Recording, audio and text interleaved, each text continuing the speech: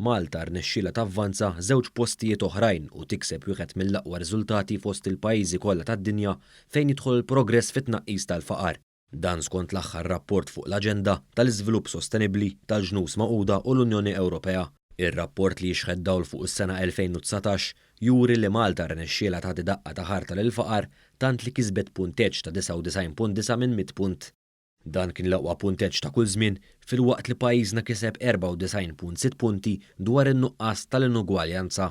B'dawn ir-riżultati Malta klassifikat fi 28 post fid-dinja u l-20 post fl-Unjoni Ewropea. Dan ifisser li Malta kisbet 76.1 meta mqabbel mal-medja reġjonali ta' 70.4.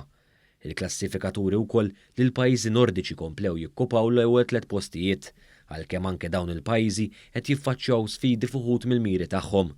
L-istess rapport jindika wkoll li l-ebda pajjiż ma jinsab lest li jikseb il-miri għas-sena 2030.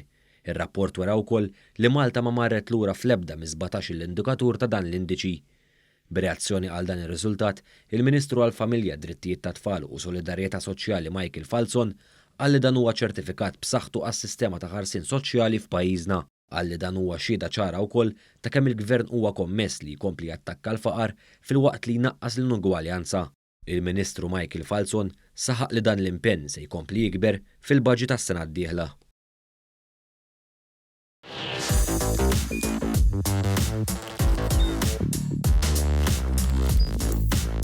Idħol fuq one.com.mt u hemmhekk tista' tara l-programmi kollha li jxandru fuq One permezz ta' One Play.